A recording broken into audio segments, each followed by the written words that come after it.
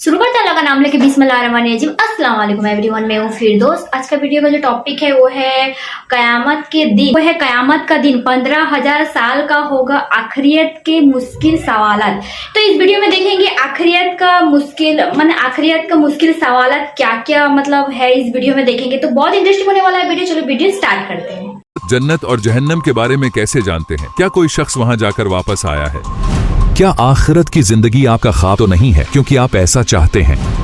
क़यामत के दिन फैसला करने में कितना वक्त लगेगा? वहां मिलियन की तादाद में लोग मौजूद होंगे। हर एक का फैसला करने में कितनी देर लगेगी? जिसे आप आखिरत कहते हैं, क्या ये दूसरा जन्म है?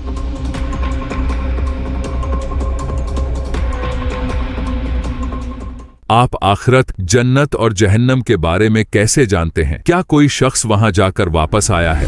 क्या कोई शख्स वहां जाकर वापस आया है? सच कहूं तो हाँ, ऐसे लोग हैं जो वहां गए और वापस आए। मेराज के मौके पर हमारे नबी सल्लल्लाहु अलैहि वसल्लम के साथ क्या हुआ था? आप सल्लल्लाहु अलैहि वसल्लम वहां गए और वापस आए, लेकिन यहाँ सवाल ये नहीं है। यहाँ असल सवाल ये है कि किसी ने इसे बज़ाब्ते खुद देखा है। क्या किसी ने खुद देखा है? ये असल सवाल है। एक दफा फिर ये सब फिजिकली देखने के बारे में है। ये ज़हन को आंखों देखे हाल तक महदूद करना है। इस बहस का बुनियादी नुक्ता ये है कि मैं सुनी सुनाई पर यकीन नहीं रखता। ताहम इंसान बहुत सी चीजों पर बिना देखे यकीन रखता है। हम अपने ज़हन को आंखों देखे तक क्यों महदूद रखें? हम ऐसी बात क्यों कहें कि आप किसी चीज पर उस वक्त तक यकीन मत करें जब तक इसे देख न लें? चलें इस तरह सोचें, समझे कि पहाड़ के पीछे आग जल रही है। हम आग तो नहीं देख सकते, लेकिन अगर हम धुआं देखते हैं तो हम कहते हैं धुआं वहीं से उठता है जहाँ आग लगती है। क्या हमने पर्सनली आग को देखा? क्या ये ऐसी बात होगी कि हम एक दूसरे से पूछें? नहीं, हम नहीं पूछेंगे। क्यों? क्योंकि धुएं का उठना ही आग जलने का सबूत है और हमारा ज़हन फौरन नतीजे पर पहुंच जाएगा। चले सोचें, अगर मैं पूछूं कि आप कभी अमेरिका गए हैं? हम में से बहुत से लोग अमेरिका नहीं गए होंगे, लेकिन हर किसी को यकीन है कि अमेरिका मौजूद है। एक मिनट, आपको इसकी मौजूदगी का यकीन क्यों है? क्या आपने इसे अपनी आंखों से देखा? आप कहेंगे नहीं, मैंने अपनी आंखों से नहीं देखा, मुझे इस बारे में बताया गया। और बहुत से लोगों ने कहा है कि अमेरिका नामी बरआज़म मौजूद है। दूसरे लोगों से मिलने वाले बहुत ज्यादा और काबिल भरोसा डेटा की वजह से एक बंदा रैशनली और लॉजिकली जानता है और यकीन रखता है कि ऐसी जगह मौजूद है। हम कह सकते हैं कि ये सब हम वीडियोस और टीवी पर देखते हैं। क्या ये काफी नहीं है? हम ये कह सकते हैं, लेकिन इन वीडियोस का जेन्युइन होना भी यकीनी नहीं है। ये सिर्फ एक मिसाल है। मैं जो कहने की कोशिश कर रहा हूँ कि हम किसी चीज को जाती तौर पर देखे बगैर भी सिर्फ रीजन यूज करके इसका यकीन कर सकते हैं, या फिर हमारे पास जो इंफॉर्मेशन है उसके सही होने पर हम किसी भी चीज की मौजूदगी को मान लेते हैं। बिल्कुल इस मिसाल की तरह हम आखिरत पर भी लॉजिकली और रीजनेबली इस इंफॉर्मेशन की वजह से यकीन रखते हैं जो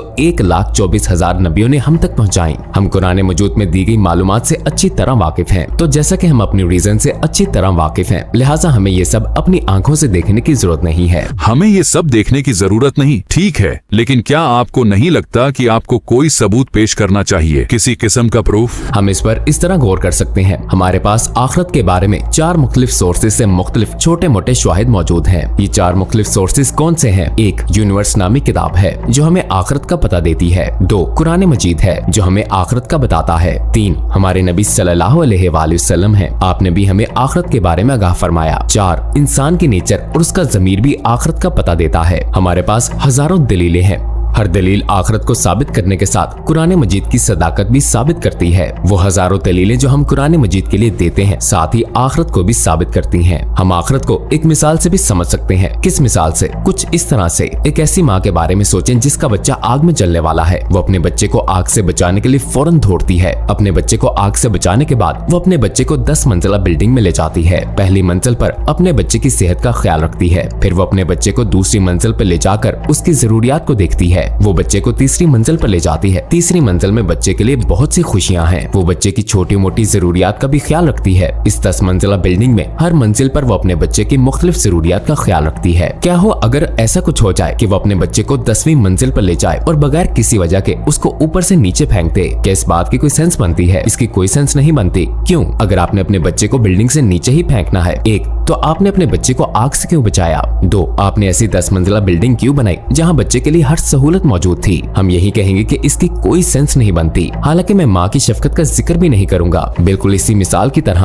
अल्लाह ताला हमें अदम से वजूद में लाए। उसने हमें खालीपन की आग या अंधेरे की गहराई में नहीं छोड़ा। उसने हमें इंसान बनाया और हम इस दुनिया को इस 10 मंजिला बिल्डिंग की तरह समझ सकते हैं। यहाँ हर जगह वो हमारी जरूरियात का ख्याल रखता है, हमारी सेहत और खाने पीने का ख्याल रखता है। उसने हमारे लिए हर किस्म के जायके बनाए। मसलन उसने एक ऐसी चीज पैदा की जिसे माँ का प्यार कहते हैं। क्या हम ये कहेंगे कि वो अल्लाह जिसने हमें वजूद बख्शा और हमें सब कुछ इनायत किया, बिल्कुल इस माँ की तरह जिसने अपने बच्चे को बिल्डिंग से फेंक दिया, तो क्या अल्लाह ताला भी उसी तरह हमें खालीपन की आग में फेंक देंगे या गहरे अंधेरों में छोड़ देंगे जब हम मर जाएंगे? क्या ये मुमकिन है? जाहिर है नहीं। अब हम यही सवाल करते हैं कि अगर अल्लाह ताला हमारे मरने के बाद आखिरत में नहीं लेके जाएगा, अगर वो हमें गहरे अंधेरों में छोड़ देगा, एक तो उसने हमें क्यों जिंदा किया, दो और जिंदगी की नेमत देने के बाद उसने हमें क्यों ये सारी चीजें बख्शी और हमारी तमाम जरूरियात का ख्याल रखा। लिहाजा हम कहते हैं कि अल्लाह ताला ने हमें जो भी तोहफे और नेमतें बख्शी हैं, इससे साफ जाहिर है कि आखिरत मौजूद है। तो अगर कोई आखिरत का इनकार करना चाहता है तो उसे इस कायनात और इसमें मौजूद तमाम चीजों का लाज़मी इनकार करना चाहिए। क्या आखिरत की जिंदगी आपका ख्वाब तो नहीं क्योंकि आप ऐसा चाहते हैं? हम यहाँ ख्वाबों की बात नहीं कर रहे, लिहाजा मैं ख्वाब देखूं या ना, मैं इसे हकीकत समझूं या नहीं, मसला ये नहीं है। मसला सबूत का है। हम सबूत की बात कर रहे हैं। हम कहते हैं कि सबूत हर जगह मौजूद है। कुछ ऐसा फर्ज करें, तसव्वुर करें कि एक बंदा मीमार सिनान के दौर में रहता था। कोई उसके दोस्त को कहता है मीमार सिनान एक बिल्डिंग बनाएगा, और उसका दोस्त कहता है क्या पता ये वैसी हो जिसका ख्वाब तुम देखते हो। ये मुमकिन नहीं है। आप इसलिए ऐसा कहते हैं क्योंकि ये आपकी ख्वाहिश है। ये तो मुमकिन नहीं। क्या इस बात में कोई सेंस है? इस बात में कोई सेंस नहीं। क्यों? उसका पहले से किया गया काम ही इस बात का सबूत है कि वो आगे क्या करेगा, क्योंकि वो अपनी सलाहियतों को पहले ही साबित कर चुका है। इस मिसाल की तरह अल्लाह ताला ने पहले ही हमें जिंदगी बख्शी है और ये कायनात तख्लीक की, और अभी भी वो बगैर रुके मखलूक पैदा कर रहा है। तो वो अल्लाह ताला जिसने हमें अदम से वजूद बख्शा, वो आखिरत में वही सब करने के काबिल क्यों ना होगा? अल्लाह ताला जिसने इतनी सारी चीजें पैदा की, जिसने एक ही दफा में इतनी सारी चीजें तख्लीक कर दी, तो यकीनन वो दोबारा भी ऐसा कर सकता है। मेरा ख्याल सिर्फ ये था कि मेमार सिनान की मिसाल में हम इसके पिछले काम को मद्देनजर रखते हैं और अंदाजा लगाते हैं कि आइंदा वो क्या करने जा रहा है। अल्लाह ताला ने हमें अभी तक आखिरत की झलकी नहीं दिखाई, तो हम उसको इस मिसाल से कैसे मिला सकते हैं? मिसाल ये साबित करने के लिए दी है कि अल्लाह ताला ये कर सकते हैं या नहीं, तो मिसाल इसलिए थी। और जहाँ तक मीमार सिनान की बात है, हमने कहा कि एक काम जो वो हजारों दफा कर चुका है, बिल्डिंग्स बना चुका है, उसके लिए नई बिल्डिंग बनाना नामुमकिन नहीं, क्योंकि वो माहिर है। फिलहाल मसला आखिरत की मौजूदगी का है। यहाँ हम एक ऐसी जात की बात कर रहे हैं जो कादिर मुतलक है, उसमें कोई कमजोरी मौजूद नहीं, वो सबसे ज्यादा ताकतवर है। हम एक ऐसी जात के बारे में बात कर रहे हैं जो हर काम आसानी से कर सकती है। वो जात जिसने इस दुनिया जैसी जगह बनाई, जाहिर है वही जात आखिरत जैसी जगह भी बना सकती है। चलें इस बात को यूं समझें, क्या कोई भी काम पहली दफा करना आसान होता है या दूसरी दफा? जाहिर है दूसरी दफा में ज्यादा आसान होता है। क्यों? एक काम जो पहले आप कर चुके हैं, वही काम आप दोबारा ज्यादा आसानी से कर सकते हैं। हम उसकी बात कर रहे हैं जो कादिर मुतलक है। हम उसकी बात कर रहे हैं जो सब कुछ आसानी से कर सकता है। तो हमें मान लेना चाहिए कि अगर वो इस दुनिया को पहली दफा बना सकता है, तो दूसरी दफा आखिरत को बनाना उसके लिए मुश्किल नहीं है। वो अल्लाह ताला जिसने एक पानी के कतरे से मिलियन लोगों को पैदा किया, तो उसके लिए हमें मरने के बाद दोबारा इन्हीं हड्डियों से पैदा करना मुश्किल क्यों होगा? अच्छा, मैं समझ गया, लेकिन मेरा एक सवाल है। आपके जवाबात में जब हम आखिरत के सबूतों पर बात कर रहे थे, तो आपने इंसानी फितरत के सबूत की बात की। आपने कहा इंसान बजाते खुद एक सबूत है। क्या आप उसकी वजाहत करेंगे? ये इसी सवाल से रिलेटेड है जो अभी पूछा गया। आपको पता है कि कहा गया आप आखिरत को इसलिए मानते हैं क्योंकि ये आपकी अपनी ख्वाहिश है। यही असल में इंसानी फितरत का सबूत है। कैसे? मसलन भूख का एहसास। इंसानी फितरत में भूख का एहसास बजाते खुद खुराक की मौजूदगी का सबूत है। इसी तरह इंसान की आखिरत की ख्वाहिश भी मुस्तकिल तौर पर उसका रुझान एक अब्दी जिंदगी की ख्वाहिश और इन्फिनिटी की ख्वाहिश, ये सब ऐसा ही है जैसे खुराक वाली मिसाल है। तो ये ख्वाहिशात भी आखिरत की मौजूदगी का मुंह बोलता सबूत है। हमारी जरूरत ही आखिरत की मौजूदगी का सबूत है। मसलन क्या आप ऐसी जगह को याद करेंगे जिसे आप ना जानते हो या वहाँ कभी ना गए हो? आप नहीं करेंगे। क्यों? क्योंकि जिस जगह को हम नहीं जानते, हमारे अंदर उसके लिए तड़प नहीं होती। जब आप इस बारे में गौर करें, हमारे अंदर जन्नत की तड़प है, इन्फिनिटी का एहसास है। जब हम जन्नत की बात करते हैं तो हमारे अंदर इसकी ख्वाहिश है और हम वहाँ जाने के लिए बेताब हैं। एक मिनट, अगर हम ऐसी जगह को याद नहीं करते जहाँ हम कभी ना गए हो, तो हमारे अंदर कुदरती तौर पर जन्नत और अब्दियत की ख्वाहिश, ये किस बात को जाहिर करता है? ये जन्नत और आखिरत की मौजूदगी की निशानदेही करता है। ये इंसानी फितरत का सबूत है। हमारी फितरत अब्दियत और जन्नत से वाकिफ है और ये फितरत ही हमें इस तरफ ले जा रही है, बिल्कुल ऐसे जैसे मैदा खुराक की मौजूदगी को जाहिर करता है। हमारी अब्दियत की ख्वाहिश और जरूरत आखिरत और जन्नत का सबूत है। ये सब उसको जाहिर करता है। क्या हम आखिरत में अपने जिस्मों के साथ होंगे या रूह के साथ? जब हम कुरान मजीद और नबी अकरम सल्लल्लाहु अलैहि वसल्लम की हदीस को देखते हैं तो हम देखते हैं कि आखिरत में रूह और जिस्म दोनों दोबारा जिंदा होंगे। हो सकता है कि जिस्म का दोबारा जिंदा होना लोगों की समझ में ना आता हो। हम इसको इस तरह से समझ सकते हैं, एक कमांडर का तस्वुर करें। उस कमांडर की फौजें उसके आसपास रेस्ट कर रही हैं। वो उन सबको इकट्ठा करने के लिए सिर्फ रीग्रुप के अल्फाज कहेगा। ठीक, ये उसके लिए बिल्कुल आसान है। क्यों? क्योंकि ये फौजी आर्मी में उस कमांडर के अंडर काम करते हैं। इसी तरह हमारे जिस्मों के तमाम एटम्स, इस कायनात के तमाम एटम्स इन्हीं फौजियों की तरह अल्लाह ताला जैसे कमांडर के अंडर हैं। जब लोग मरते हैं तो उनके जिस्म दफनाए जाते हैं। अब हमारे जिस्म में मौजूद वो फौजी, दूसरे अल्फाज में एटम्स, उन फौजियों की तरह हैं जो मरने के बाद रेस्ट कर रही हैं। तो अल्लाह ताला को उन्हें दोबारा जिंदा करने के लिए सिर्फ रीग्रुप कहने की जरूरत है। इस ऑर्डर के साथ ही वो अपने तमाम फौजियों यानी एटम्स को दोबारा तरतीब दे सकता है, बिल्कुल उस कमांडर की तरह जो आसानी से अपनी फौज को इकट्ठा कर लेता है। अल्लाह ताला रेस्ट करने वाले इन फौजियों या एटम्स को रीग्रुप का हुक्म देगा। इसके साथ ही एक कमांड में वो उन सबको तरतीब देकर जिंदा कर सकता है। लिहाजा जिस्म के दोबारा जिंदा होने में कोई शक नहीं होना चाहिए, बिल्कुल इस कमांडर की मिसाल की तरह। जिसे आप आखिरत कहते हैं, क्या ये दूसरा जन्म है? ऐसा नहीं हो सकता। अगर ये जिंदगी टेस्ट है और आखिरत उसका रिजल्ट है तो क्या एक टेस्ट का इनाम या रिजल्ट ये हो सकता है कि दोबारा टेस्ट लिया जाए? जाहिर है नहीं। इस जिंदगी का मकसद आखिरत तक पहुंचना है। ये आखिरत के लिए टेस्ट है और इस टेस्ट के आखिर में अच्छे लोगों को इनाम मिलेगा जबकि जालिमों को सजा मिलेगी। इस बात की कोई सेंस नहीं बनती कि सबको इस दुनिया में दोबारा टेस्टिंग ग्राउंड में भेजा जाए। इसके अलावा जब हम अपनी रूहों को देखें तो वो अब्दी है। वो एक अब्दी फितरत वाली रूह के लिए उसको इस दुनिया में दोबारा भेजने की सेंस नहीं बनती एक महदूद जगह पर, क्योंकि अगर रूह समंदर है तो दुनिया की मिसाल एक कप की तरह है। मतलब ये कि हमारी रूहें इस कप के अंदर नहीं समा सकती। तो जब हमें इनाम मिलता है इस दुनिया में कुछ अच्छा करने पर हमें कोई इनाम मिलेगा तो यकीनन वो एक अब्दी जगह में होगा। तसव्वुर करें, एक बहुत अच्छा बंदा दोबारा जन्म लेता है और इस दुनिया में एक बहुत मालदार आदमी के रूप में आता है। इससे क्या फर्क पड़ता है? क्या अमीर आदमी बीमार नहीं होते हैं? क्या अमीरों को अब्दियत की ख्वाहिश नहीं होती है? मैं ये कहूँगा ये एक तजाद है, ये लॉजिकल नहीं है। आप ऐसे देखें, एक जालिम ने 10 मिलियन लोगों को कत्ल किया या 20 मिलियन लोगों को कत्ल किया, उसकी सजा उतनी ही ज्यादा होनी चाहिए जितना बड़ा उसने जुर्म किया। अगर आप उसको इस दुनिया में दोबारा भेज देंगे तो आप उसको क्या बदतरीन सजा दे सकते हैं? उस शख्स का सोचें जो खतरनाक हालात में है, वो सब नहीं पा सकता जिसका वो मुस्तहिक है। हम एक ऐसे शख्स की बात कर रहे हैं जिसने 10 मिलियन लोगों को कत्ल किया है। तो एक ऐसी जगह जरूरी है जहां जालिम को उसके जुल्म की भरपूर सजा मिले और ऐसी जगह जहां अच्छे लोगों को उनके कामों का इनाम मिल सके। तो इस सूरत में दूसरे जन्म का आइडिया नाकाबिले तसव्वुर और गैर मंतकी है और इसमें सैकड़ों तजादात मौजूद हैं।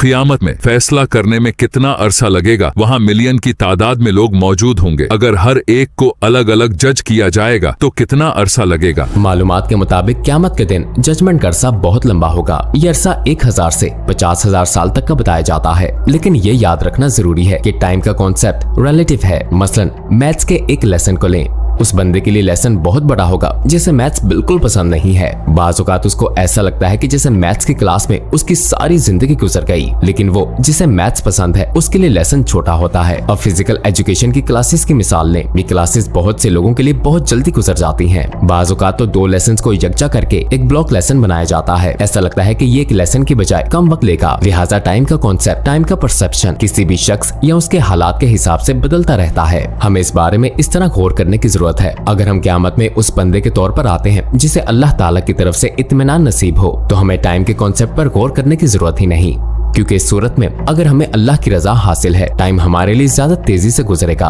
अगर हम इस दुनिया और इस टेस्ट पर फोकस करेंगे, हमें यहाँ क्या करने की जरूरत है? अल्लाह ताला की रजा हासिल करने की जरूरत है। एक बंदा जिसने अल्लाह ताला की रजा हासिल कर ली तो उसके लिए क़यामत के दिन टाइम का कॉन्सेप्ट कोई सीरियस प्रॉब्लम नहीं है। क्यों न हम इस दुनिया और अपने टेस्ट पर ज्यादा फोकस करें। अगर हम अल्लाह को राजी कर लें, हम टाइम की रिलेटिविटी के बारे में सोचेंगे और अल्लाह की रजा का भी, तो हम अपनी जजमेंट आराम से कंप्लीट कर लेंगे। आप कहते हैं कि आखिरत, जन्नत और जहन्नम अब्दी हैं, तो क्या हम आखिरत में हमेशा रहेंगे और अब्दी इंसान बन जाएंगे? मेरे ख्याल से अब्दी तो सिर्फ अल्लाह ताला है। ये एक अच्छा सवाल है, लेकिन यहाँ एक चीज है, ये कंडीशन कि आखिरत अब्दी है और हम अब्दियत के लिए पैदा हुए, ये अल्लाह ताला की मर्जी है। इसलिए हम इसके लिए अल्लाह ताला पर डिपेंडेंट हैं। इस फैक्ट के साथ कि अल्लाह ताला हमें अब्दियत देता है और हमें हमेशा रहने की इजाजत देता है और सिर्फ इसी सूरत में हम अब्दी तौर पर रह सकते हैं। अब्दी होना जन्नत या जहन्नुम की खासियतों में नहीं है। जन्नत या जहन्नुम तभी अब्दी होंगे जब अल्लाह ताला उनको अब्दी रखेगा। इसी तरह हम भी हमेशा रहेंगे। इस बारे में इस तरह सोचें, एक आईने को लें जो सूरज की छांव को रिफ्लेक्ट करता है। इस आईने में रिफ्लेक्शन का सोर्स सूरज है। इसी तरह अगर हम जन्नत, जहन्नुम और आखिरत की अब्दियत का सोचें, बिल्कुल इस आईने की तरह जिसकी रिफ्लेक्शन सूरज पर डिपेंड करती है, उनकी अब्दियत भी इस रिफ्लेक्शन की तरह अल्लाह ताला पर डिपेंड करती है। वही उनको पैदा करने वाला है और वही उनको अब्दियत बख्शने वाला है। एक और मिसाल एक दरख्त की छांव की है। छांव के लिए दरख्त का होना जरूरी है। ये छांव दरख्त की वजह से है। इसी तरह आखिरत की मौजूदगी भी जन्नत और जहन्नुम की मौजूदगी अल्लाह ताला की वजह से है। ये मौजूद है क्योंकि अल्लाह ताला की मर्जी उनके मौजूद होने में है। ये अल्लाह ताला के नामों और उनकी सिफात का अक्स है। अगर क़यामत ही कायम करनी थी तो दुनिया को क्यों बनाया गया? क्या ये सब वेस्ट नहीं है? ये वेस्ट नहीं है क्योंकि टीचर इंफॉर्मेशन देने के लिए, कुछ पढ़ाने के लिए चौक का इस्तेमाल करता है। जब आप कहते हैं वो मुझे पढ़ाने के लिए चौक से लिखता है और फिर इसे मिटा देता है, तो क्या ये वेस्ट है? नहीं। ऐसा क्यों है? क्योंकि चौक का मकसद इंफॉर्मेशन देना था। अल्लाह ताला ने ये दुनिया एक टेस्टिंग ग्राउंड के तौर पर बनाई और उसने इस दुनिया को बहुत से इश्यूज का मतलब समझाने के लिए बनाया। अब इसको इसी चौक की मिसाल से समझें तो फिर आखिरत की मौजूदगी और इस दुनिया का इख्तिताम ये सब वेस्ट नहीं है, क्योंकि ये उसको मायने देने के मकसद के लिए है। मजीद ये कि अल्लाह ताला यूनिवर्स और इसके कंटेंट को फिर से ट्रांसफॉर्म करेगा, लिहाजा अल्लाह ताला इस यूनिवर्स को दोबारा नए अंदाज में बनाएगा। इस यूनिवर्स को आखिरत का किलीदी हिस्सा समझ सकते हैं। इसी यूनिवर्स से अल्लाह ताला दूसरी यूनिवर्स बनाएगा। इसलिए यहाँ कुछ भी वेस्ट नहीं है। ठीक है, ये वेस्ट नहीं है तो क़यामत की बुनियादी वजह क्या है? हम कह सकते हैं कि इसकी कई वजूहात हैं। मसलन एक बादशाह को लें जिसने एग्जीबिशन का बंदोबस्त किया और सब लोगों को बुलाया। वो लोगों को बुलाता है और ये चाहता है कि लोग एग्जीबिशन में मौजूद आइटम्स का मफहूम समझें। वो उनको ट्रीट भी देता है, कुछ खाने पीने की अशिया की ऑफर देता है। अगर लोग एग्जीबिशन का असल मफहूम समझने के बजाय सिर्फ खाने पीने की अशिया पर फोकस करेंगे तो क्या होगा? एग्जीबिशन को बंद करने की जरूरत पड़ जाएगी। ऐसा क्यों? क्योंकि एग्जीबिशन का बुनियादी मकसद लोगों को इसमें मौजूद आइटम्स का मकसद समझाना था। इसी तरह अल्लाह ताला ने ये यूनिवर्स कुछ मफहूम समझाने के लिए बनाई है। अगर यहाँ आने वाले लोग उसका मफहूम नहीं समझते, दूसरे अल्फाज में वो कुरान को छोड़ देते हैं और अल्लाह के नाम और सिफात का मुतालिया नहीं करते, अल्लाह ताला क्या करेगा? वो इस एग्जीबिशन को बंद करके एक और बनाएगा। ये तो एक बुनियादी वजह है और भी कई वजूहात हैं। एक और मिसाल ये है, एक घर का तस्वुर करें जो 10 साल बाद बहुत कोशिशों से तामीर हुआ। अब जबकि घर मुकम्मल होने वाला है तो आप छत नहीं बनाते। अगर आप खुली छत बारिश के लिए छोड़ देते हैं तो ये बेवकूफी होगी, है ना? अगर 10 की लागत होगी तो यकीनन छत भी मुकम्मल हो जाएगी। तब हम कहेंगे कि काम मुकम्मल हो गया। तो इस दुनिया को बनाने की सारी लागत, जैसा कि लोगों के पढ़ने और मफहूम समझने पर एक टेस्टिंग साइट बिल्ड करना, अच्छे और बुरे लोगों को अलग करना, इन तमाम अखराजात के बाद एक छत ना बनाना, तो ये अक्लमंदी नहीं है कि एक टेस्ट को आखिरत ना बनाकर ना मुकम्मल रखा जाए। लिहाजा ये इसी तरह मुकम्मल होगा जैसे दुनिया की छत मुकम्मल होगी। आखिरत की जिंदगी आएगी, ये एक और वजह है। हम ऐसी दर्जनों वजूहात गिन सकते हैं। आपके जवाबात का बहुत शुक्रिया। आज के लिए इतने ही सवालात हैं। मैंने जितने भी जवाबात देने की कोशिश की ये सब कुरान की तफसीर रसाले नूर कलेक्शन नंबर 10th वर्ड से इंस्पायर होकर दिए हैं। अगर मेरे बहन भाई मजीद जानना चाहते हैं तो उन्हें ये तफसीर पढ़नी चाहिए। अगर वो इन सवालात के जवाबात देना चाहते हैं तो हम उन्हें रिसाला नूर की कलेक्शन पढ़ने का मशवरा देंगे। क्या रिसाला नूर की कलेक्शन को पढ़ने का कोई तरीका है? हमारा एक इंस्टाग्राम अकाउंट है टूवर्ड्स ELA। हमारे बहन भाई वहाँ से हम तक रसाई हासिल कर सकते हैं और वहाँ उन्हें ऐसे सवालात के जवाब भी मिलेंगे जैसे मैं रसाले नूर को आसानी से कैसे समझ सकता हूँ। हमारा एक online Islamic programme towards eternal life academy के क्योंकि ये वीडियो जो था बहुत बहुत बहुत ज्यादा इंटरेस्टिंग था। मतलब इसमें एक्चुअल में बताया गया है जैसे कि आखिरियत का कुछ सवाल जवाब जैसे कि इसमें बताया गया है। मतलब इनको पूछा गया है, माने हम लोग जब मर जाएंगे आखिरियत के दिन का सवाल क्या क्या होगा, और जो कि एक्चुअल में इन्होंने जो बताया है, जो भी मतलब कुरान का मतलब जो एक्चुअल में अल्लाह ताला ने सब कुछ हमको दे के गया है। जैसे कि मतलब आखिरियत के दिन हमारे साथ क्या क्या हो कुरान पे है। हमारे हुजूर पाक सल्लल्लाहु अलैहि वसल्लम ने बताया है जो कि आखिरियत के दिन हमारे साथ क्या क्या होने वाला है। तो यही बात इनको बहुत सारा सवाल पूछते हैं जो कि इनका मतलब सवाल का जवाब भी देते हैं। तो बहुत इंटरेस्टिंग वीडियो था। आई होप आपको भी वीडियो बहुत बहुत ज्यादा अच्छा लगा होगा। सब्सक्राइब कर देना, वीडियो को लाइक कर देना। अस्सलाम वालेकुम।